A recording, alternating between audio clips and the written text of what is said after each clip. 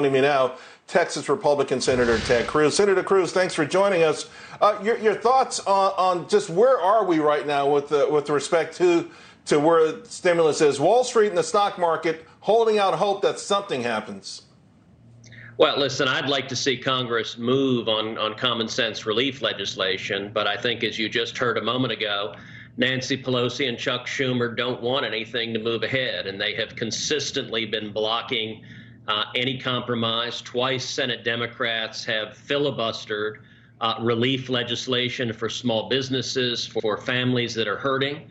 And I think Pelosi and Schumer have made the really cynical political judgment that maximizing economic pain benefits them politically, that if millions of Americans are home alone, unemployed, broke, and pissed off, that they think that benefits Joe Biden. And so I think between now and Election Day, Pelosi and Schumer aren't going to let anything move to give people the relief they need.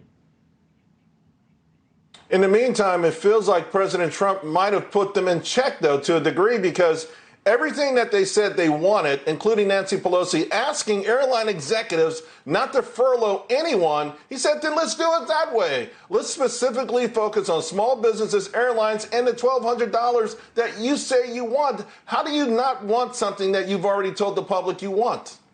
Yeah. Look, Charles, you're right. I spoke with President Trump this morning, and I think he is frustrated with Pelosi and Schumer because they're playing games. They're blocking everything, and then, frankly, they're counting on the media to blame it on the president. I think the president is eager to move forward and pass something and to do it right now, but I think Senate Democrats and House Democrats, you take the airlines. I mean, there are tens of thousands of people who've lost their jobs. I've spoken with just about every airline CEO in the past several weeks, and what I've told them is, listen, Pelosi, Schumer, the Democrats, they view that as a plus. They want people getting pink slips from their employers in the weeks before the election because they think it'll make them angry and vote for Joe Biden. And so it really is, it's cynical, the games they're playing, and it's not right. Speaking of cynical games, the hearing for Supreme Court nominee Amy Coney Barrett will start next week on the Senate Judiciary Committee. You'll be obviously in the middle of all of that. In fact, you actually have a new book on the whole process called One Vote Away. Thinking about last night's VP debate, and again, the vice president candidate Kamala Harris not being able to be nailed down on what's happening with the Supreme Court, it seems like your book was perfectly timed as a message to America. Tell us about it. Well, thank you, Charles. I appreciate it. The book, One Vote Away, How a Single Supreme Court Seat Can Change History, is designed to really highlight what I think is the single most important issue in this election, which is the Supreme Court and defending the Constitution and Bill of Rights. And I wrote it this summer during the COVID lockdown when I was at home. Each chapter focuses on a different constitutional liberty. There's one on free speech, one on religious liberty, one on the Second Amendment, one on democracy and elections. And each chapter tells war stories. It's a practical book. It's not academic or theoretical. But before I was in the Senate, I was a Supreme Court litigator. So what I did was argued cases in front of the U.S. Supreme Court. And so the book takes readers behind the curtain, really inside the court, to understand what's going on at the court. A lot of folks understand the court is important, but it's confusing. It's hard to understand what's going on there.